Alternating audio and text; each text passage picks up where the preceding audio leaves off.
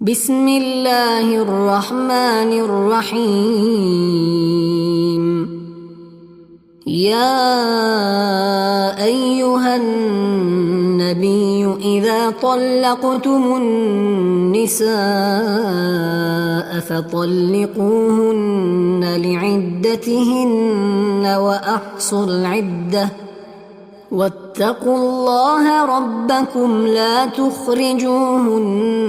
من بيوتهن ولا يخرجن إلا أن يأتين بفاحشة مبينة وتلك حدود الله ومن يتعد حدود الله فقد ظلم نفسه لا تدري لعل الله يحدث بعد ذلك أمرا. فإذا بلغن أجلهن فأمسكوهن بمعروف أو فارقوهن بمعروف وأشهدوا ذوي عدل منكم وأقيموا الشهادة لله ذلكم يوعظ به من كان يؤمن بالله واليوم الآخر ومن يتق الله يجعل له مخرجا ويرزقه من حيث لا يحتسب ومن يتوكل على الله فهو حسبه إن الله بالغ أمره قد جعل الله لكل شيء قدرا. واللائي يئسن من المحيض من نسائكم إن ارتبتم فعدتهن 3 أشهر واللائي لم يحضن وأولاة الأحمال أجلهن أن يضعن حملهن ومن يتق الله يجعل له من أمره يسرا ذلك أمر الله أنزله إليكم ومن يتق الله يكفر عنه سيئاته ويعظم له أجرا. أسكنوهن من حيث سكنتم من وجدكم ولا تضاروهن لتضيقوا عليهن وإن كن أولات حمل فأنفقوا عليهن حتى يضعن حملهن فإن أرضعن لكم فآتوهن أجورهن وأتمروا بينكم بمعروف وإن تعاسرتم فسترضع له أخرى لينفق ذو سعة من سعته ومن قدر عليه رزقه فلينفق مما آتاه الله لا يكلف الله نفسا إلا ما آتاها سيجعل الله بعد عسر يسرا. وكأين من قرية عتت عن أمر ربها ورسله فحاسبناها حسابا شديدا وعذبناها عذابا نكرا فذاقت وبال أمرها وكان عاقبة أمرها خسرا. أعد الله لهم عذابا شديدا فاتقوا الله يا أولي الألباب الألباب الذين آمنوا قد أنزل الله إليكم ذكرا رسولا يتلو عليكم آيات الله مبينات ليخرج الذين آمنوا وعملوا الصالحات من الظلمات إلى النور ومن يؤمن بالله ويعمل صالحا يدخله جنات تجري من تحتها الأنهار خالدين فيها أبدا قد أحسن الله له رزقا الله الذي خلق 7 سماوات ومن الأرض مثلهن يتنزل الأمر بينهن لتعلموا أن الله على كل شيء قدير وأن الله قد أحاط بكل شيء علما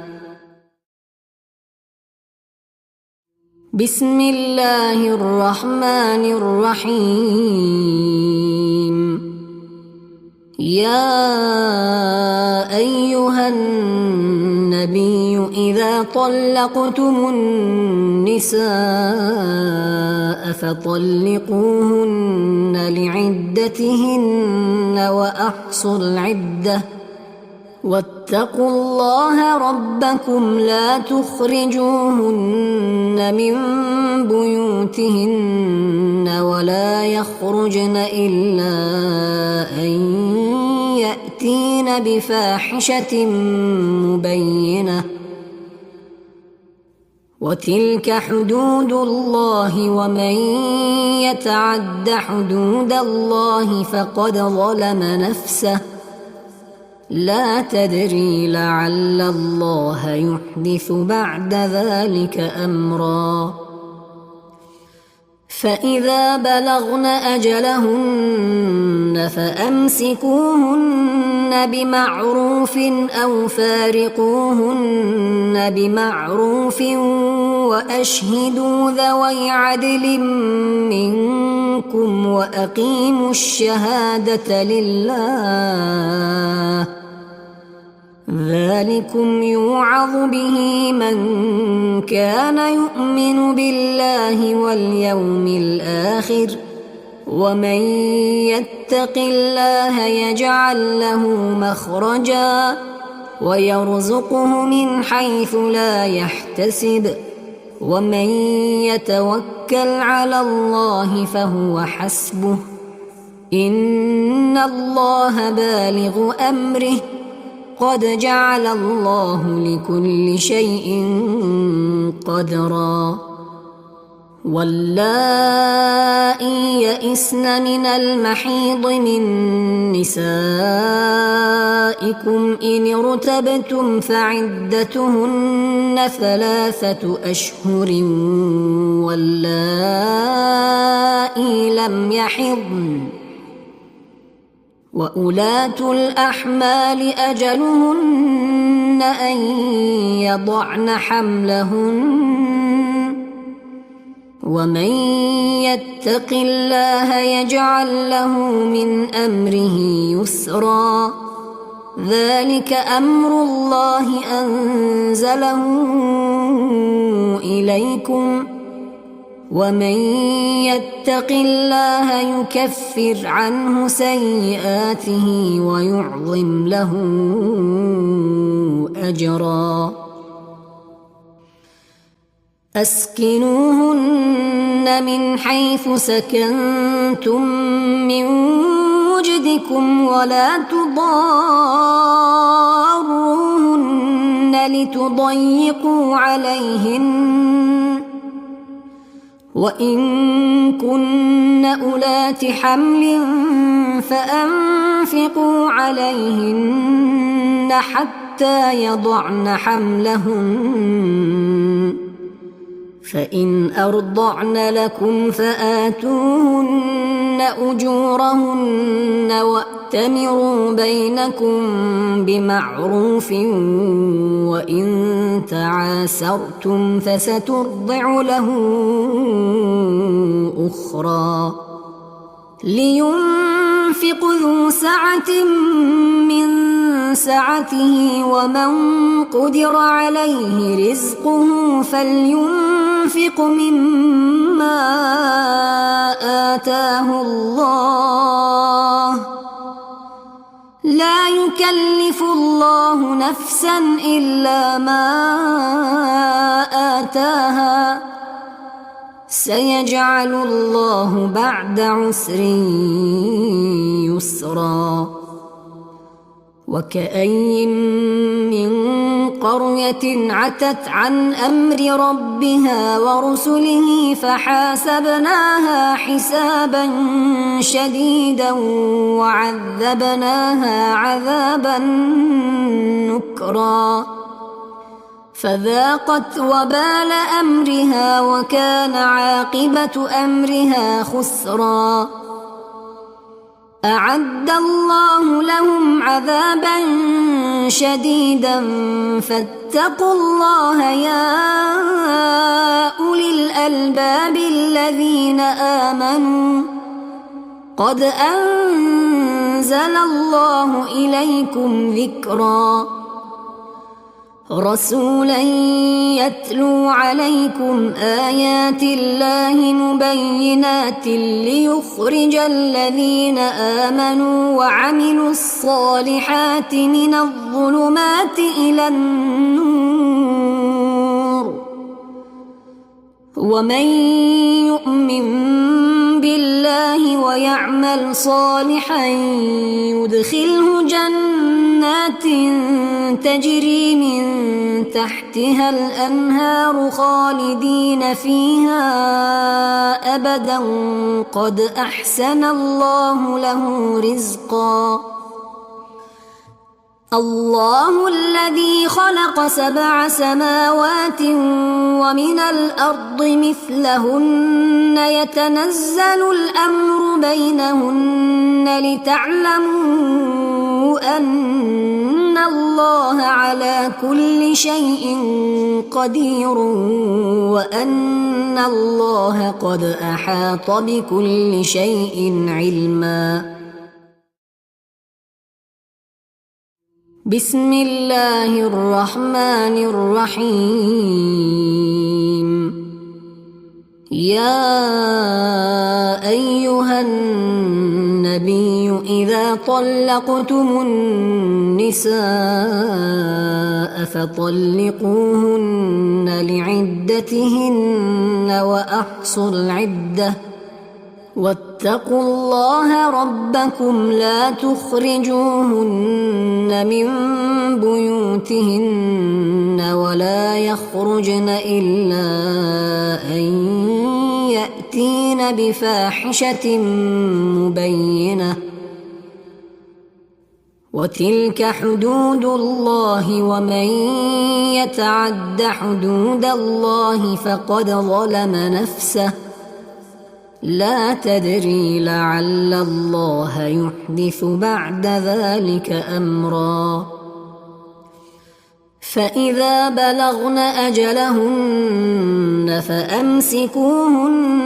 بمعروف أو فارقوهن بمعروف وأشهدوا ذوي عدل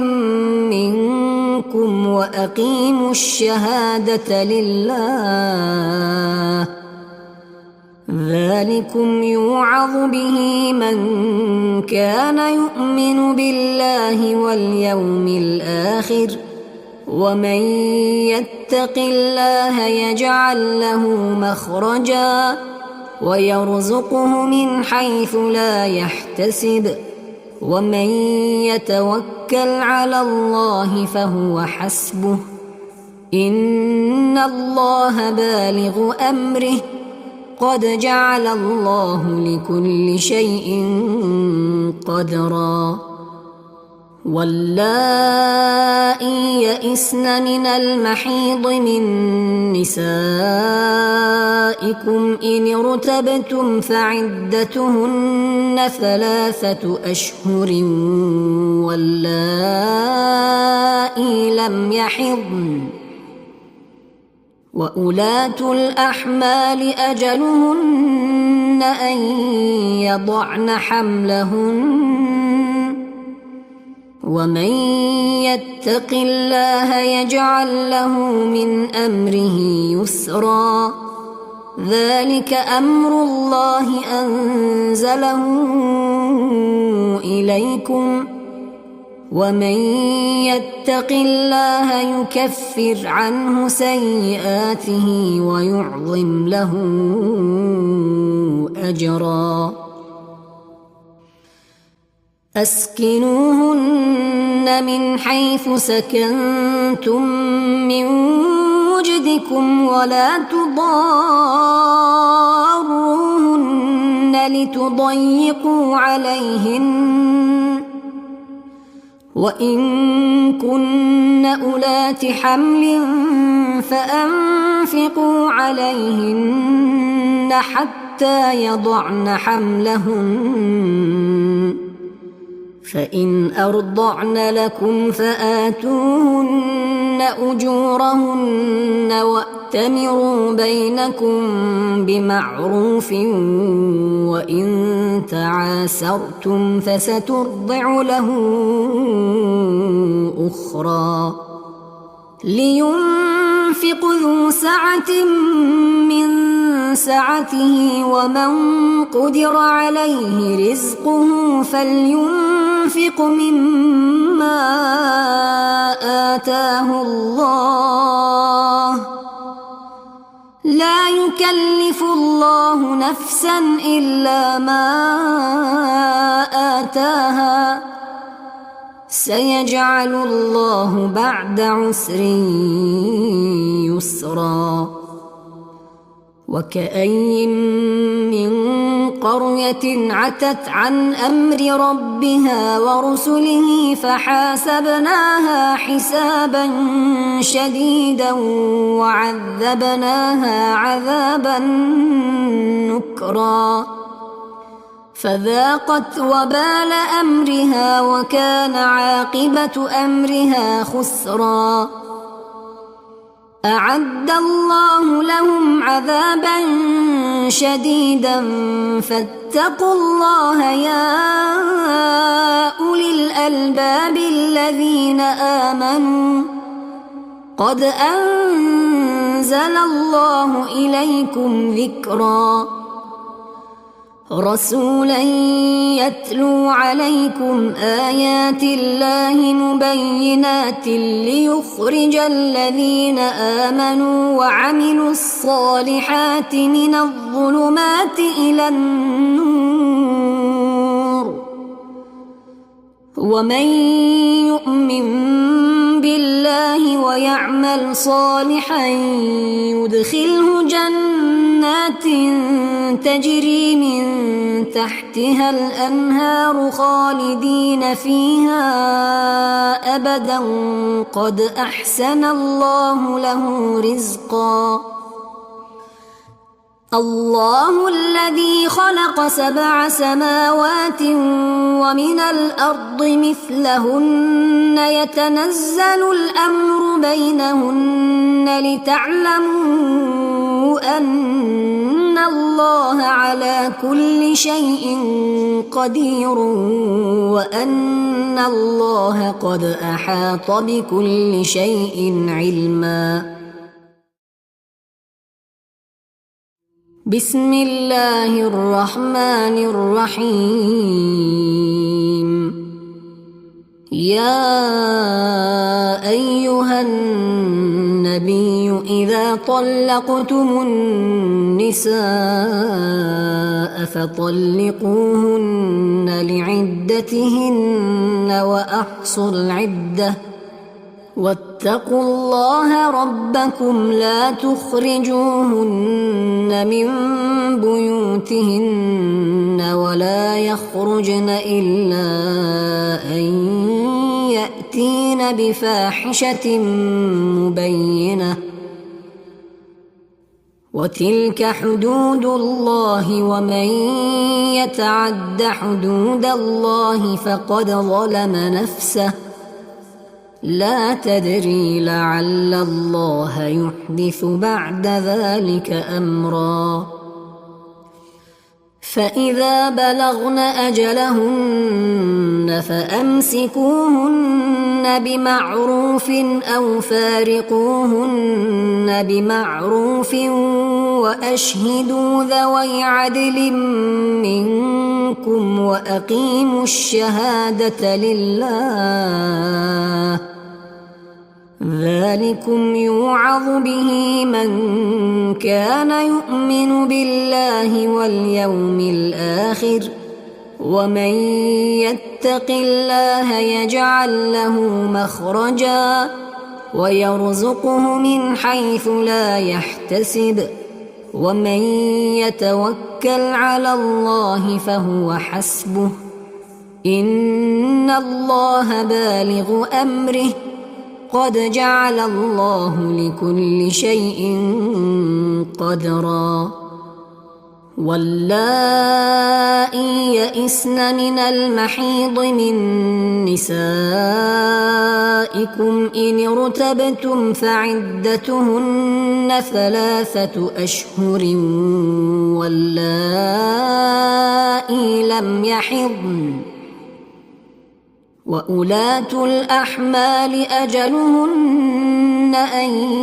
يضعن حملهن ومن يتق الله يجعل له من أمره يسرا ذلك أمر الله أنزله إليكم ومن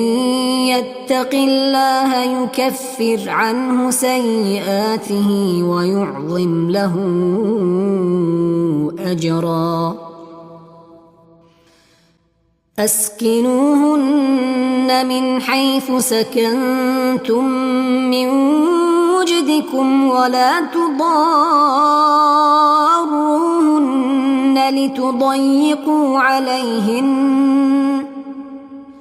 وإن كن أولات حمل فأنفقوا عليهن حتى يضعن حملهن فإن أرضعن لكم فآتوهن أجورهن وأتمروا بينكم بمعروف وإن تعاسرتم فسترضع له أخرى لينفق ذو سعة من سعته ومن قدر عليه رزقه فلينفق مما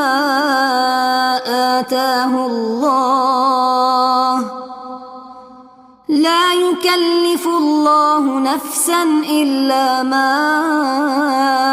آتاها سيجعل الله بعد عسر يسرا وكأي من قرية عتت عن أمر ربها ورسله فحاسبناها حسابا شديدا وعذبناها عذابا نكرا فذاقت وبال أمرها وكان عاقبة أمرها خسرا أعد الله لهم عذابا شديدا فاتقوا الله يا أولي الألباب الذين آمنوا قد أنزل الله إليكم ذكرا رسولا يتلو عليكم آيات الله مبينات ليخرج الذين آمنوا وعملوا الصالحات من الظلمات إلى النور ومن يؤمن بالله ويعمل صالحا يدخله جنات تجري من تحتها الأنهار خالدين فيها أبدا قد أحسن الله له رزقا. الله الذي خلق 7 سماوات ومن الأرض مثلهن يتنزل الأمر بينهن لتعلموا أن الله على كل شيء قدير وأن الله قد أحاط بكل شيء علما. بسم الله الرحمن الرحيم. يا أيها النبي إذا طلقتم النساء فطلقوهن لعدتهن وأحصوا العدة واتقوا الله ربكم لا تخرجوهن من بيوتهن ولا يخرجن إلا أن يأتين بفاحشة مبينة وتلك حدود الله ومن يتعد حدود الله فقد ظلم نفسه لا تدري لعل الله يحدث بعد ذلك أمرا. فإذا بلغن أجلهن فأمسكوهن بمعروف أو فارقوهن بمعروف وأشهدوا ذوي عدل منكم وأقيموا الشهادة لله ذلكم يوعظ به من كان يؤمن بالله واليوم الآخر ومن يتق الله يجعل له مخرجا ويرزقه من حيث لا يحتسب ومن يتوكل على الله فهو حسبه إن الله بالغ أمره قد جعل الله لكل شيء قدرا. واللائي يئسن من المحيض من نسائكم إن ارتبتم فعدتهن 3 أشهر واللائي لم يحضن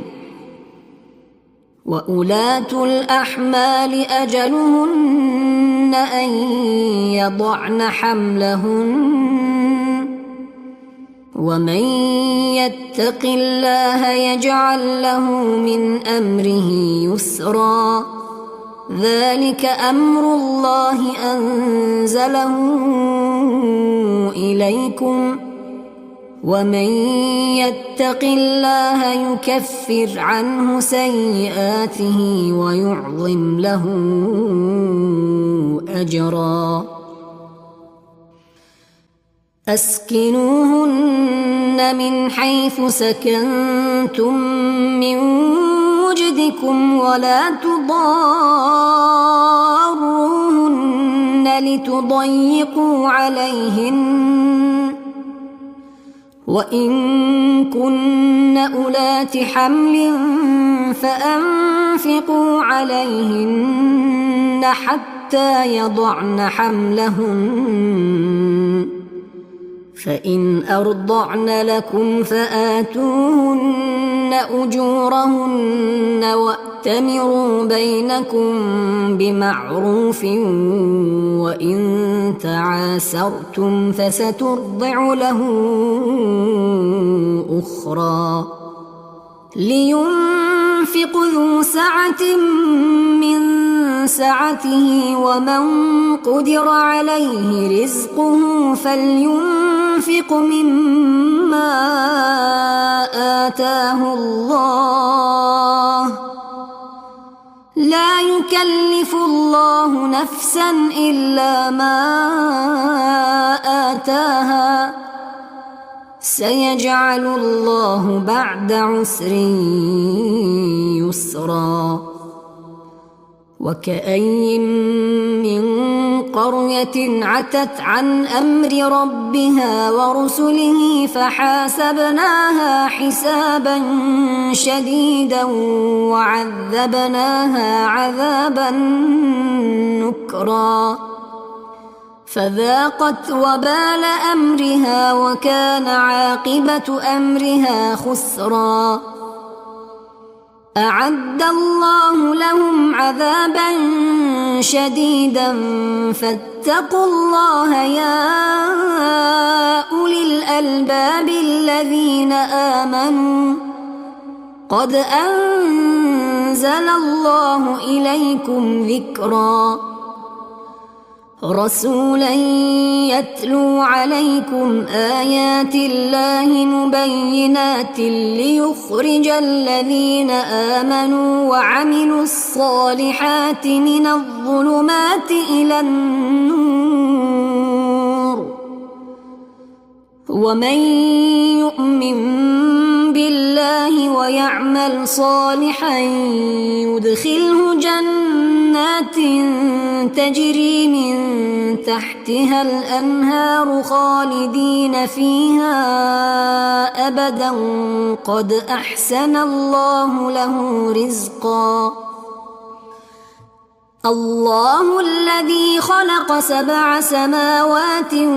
ومن الأرض مثلهن يتنزل الأمر بينهن لتعلموا أن الله على كل شيء قدير وأن الله قد أحاط بكل شيء علما